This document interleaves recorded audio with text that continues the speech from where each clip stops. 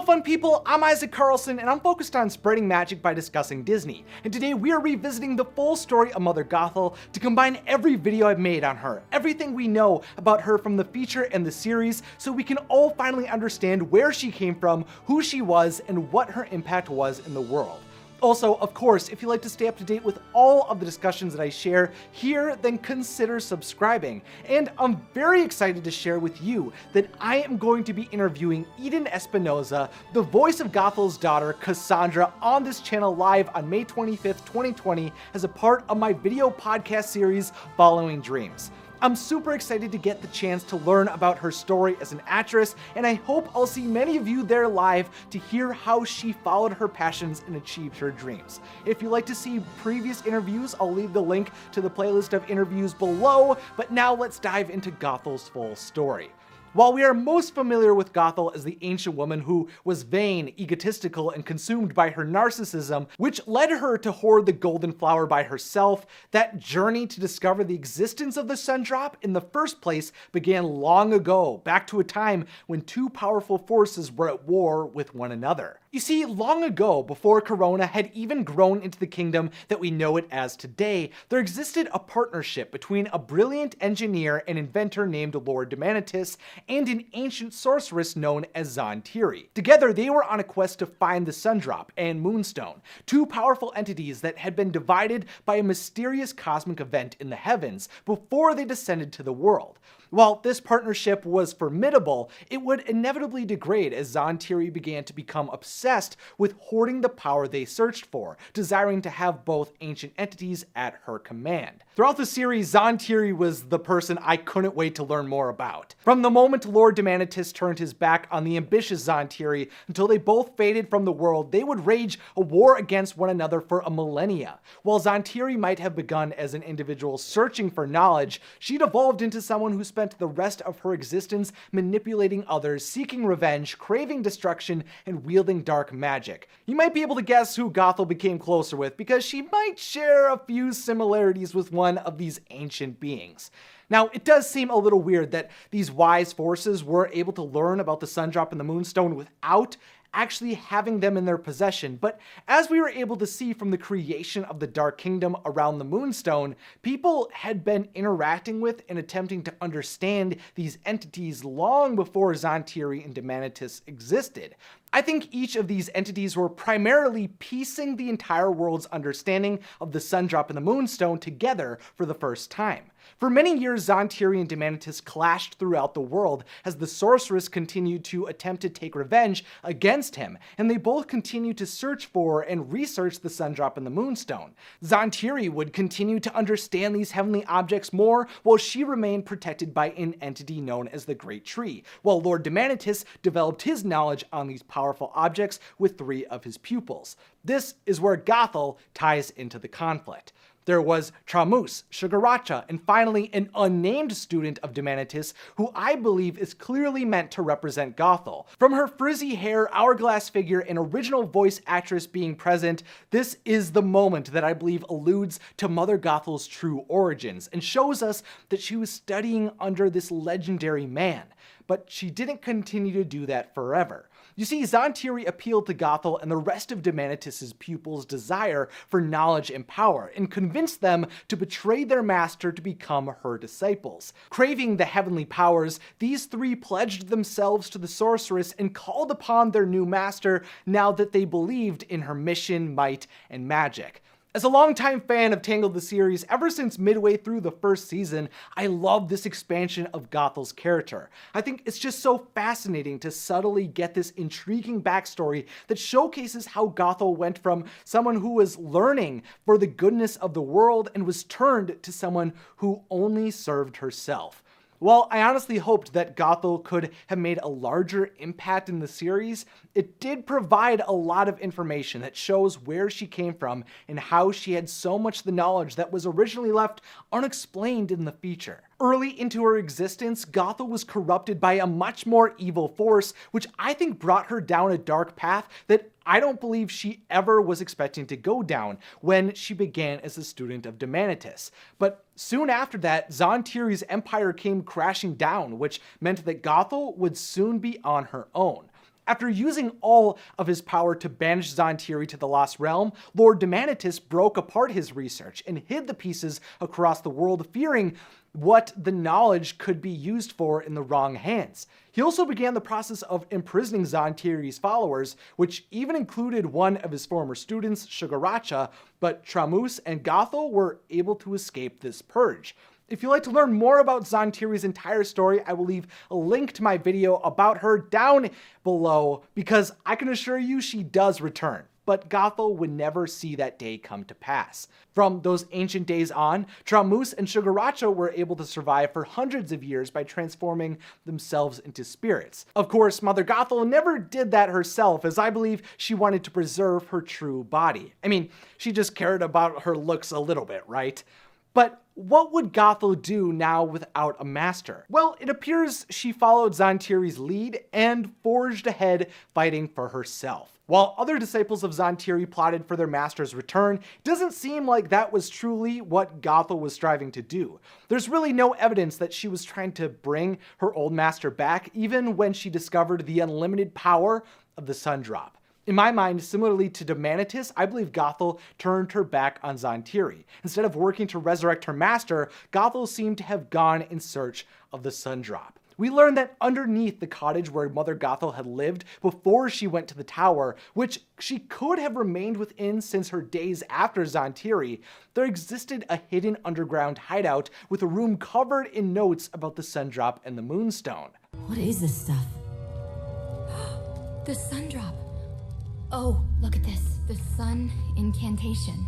These documents appear to resemble the research within the Demanitus and Great Tree Scrolls. It seems that Gothel took some of the knowledge that she had contributed to discovering with her when she went into hiding from Lord Demanitus and all who sought her ancient power. I think Mother Gothel carried that precious research that contained the Sundrop's healing incantation with her throughout a normal person's lifespan, until that fateful moment when she was able to discover the golden flower. After a lifetime of investigating, researching, and struggling to uncover the secrets of the heavenly powers and turning her back on two masters who had assisted her along the way, Gothel discovered the restorative and healing magic of the golden flower when she needed it most. And from that day on, she would do anything to protect it. From then on, Gothel lived near this golden flower, hoarding it for herself, along with the rest of the magic she had learned throughout her lifetime.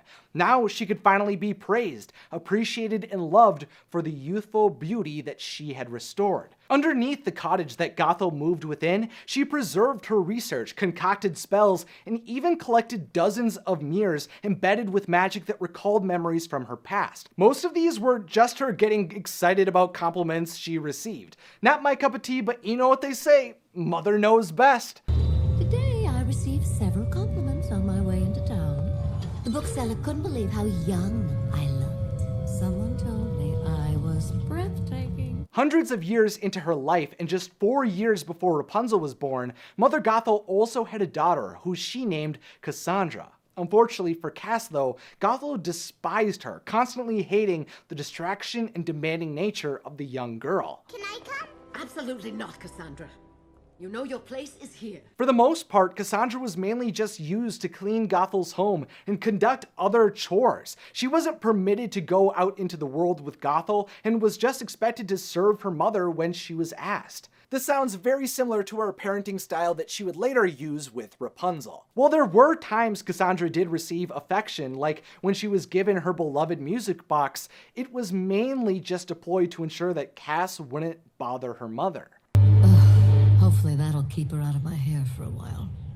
Lousy little pest. In my mind, it just seemed like Cass was a consequence of the adoration that Gothel sought after. While I believe Gothel took care of Cassandra because she was her daughter, she despised having someone with her that held her back from the life that she desired. That's why I think Gothel resented her and even one day abandoned her. When the time came that the golden flower was taken by King Frederick's guards for his wife Queen Ariana, and Mother Gothel discovered that their daughter Rapunzel had inherited the magic of the Sundrop into her, Gothel stole the child, lost the guards who followed her at her cottage, and left Cassandra behind. After searching an entire mortal life for the golden flower and coveting its magic, Mother Gothel would never be willing to give it up, which meant she would even rather abandon Cassandra and raise the princess who embodied the Sundrop rather than facing aging, decay, and death head on. For 18 years, Mother Gothel raised the young princess as her own daughter, and inflicted cruel tactics to ensure Rapunzel felt Gothel was the only one who could keep her safe and love her.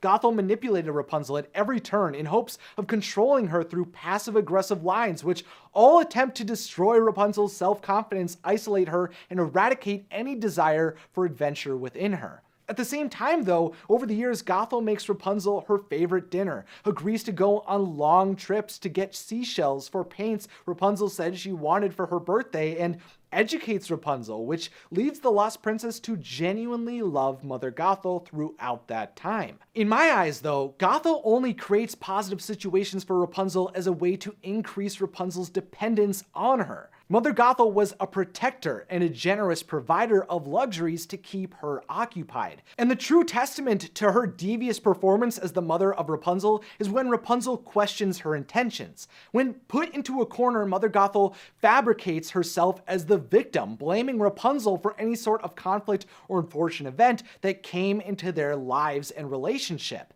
And I gotta say, this is hard to watch. Typically, I love when the villains come on screen in Disney films. Oh my goodness! Hades, Scar, and Ursula bask in how evil they are, but Gothel is conniving and gets under Rapunzel's skin. She rarely just embraces her nature and instead takes constant low blows against Rapunzel. And through that, we can see that however much affection Mother Gothel may have had for Rapunzel, it is insignificant to the love Gothel had for her own well-being. Mother Gothel's cruelty is just too real, too grounded to really enjoy. If she really loved Rapunzel, she would have let her go. What she really covets is Rapunzel's hair and the magic of the Sundrop, and we can see this through Gothel frequently referring to Rapunzel as Flower rather than her name, how she removes Rapunzel's braid when she returns to the tower to restrict her range of movement, and how she always strokes or checks Rapunzel's hair when they embrace. Although Gothel was able to create a convincing persona for many years, her emotionally abusive nature is ultimately too strong to remain hidden beneath her facade, as she is seen constantly insulting Rapunzel, putting her down, and pressuring her to remain in her tower. But this comes back to haunt Gothel, for when Rapunzel escapes the tower and voyages to Corona in search of the flying lanterns with Eugene, Maximus, Pascal, and a few other friends she meets along the way, she is finally shown what true love means. While Eugene loves Rapunzel for who she is, Mother Gothel, on the other hand, only cared about Rapunzel for the magic within her. Mother Gothel's love for Rapunzel is corrupted, selfish, and twisted, if she even loves her at all. But Mother Gothel wasn't going to be so easy to push away. She definitely had her evil side, and it's painful to watch her try to hide it. Gothel's burning desire to retain her youth for all eternity had driven the woman to complete madness, to the point where she was willing to force Rapunzel to be locked away forever after Rapunzel discovered that she was the lost princess. Luckily, Eugene escaped his prison and rushed to rescue Rapunzel, but Mother Gothel was so far gone in her quest for immortality that she was driven to a murderous state, seen through her immediate decision to kill Eugene when he entered the room. With all of Gothel's true evil finally exposed, Eugene used his remaining breaths to cut all of Rapunzel's hair, which removed the Sundrop's healing magic and transformed Mother Gothel to her true age. In horror, Gothel squirms and shrieks in fear as she rapidly has her youthful presence reduced to dust. Though Mother Gothel had been defeated, her presence would live on through her daughters. The trauma Rapunzel and Cassandra had endured would haunt their dreams, force them to feel closed off, and would leave them open for manipulation in the future. That woman had been a monster who betrayed her masters, extended her life, fed into her vanity, and was willing to destroy families to retain the beauty she desired. Gothel spent multiple lifetimes using all of her wisdom, knowledge, and power that she had collected over hundreds of years to hoard the Sundrop. But let me know down below what your thoughts and theories are about Mother Gothel. Are there any aspects of her story you are still curious about? Also, make sure to subscribe and click the beautiful bell, and then click on another magical video in the description or on the screen. Again, Following Dreams is live every Monday. You can find a link to the playlist down below. Thanks for watching, and have a magical day.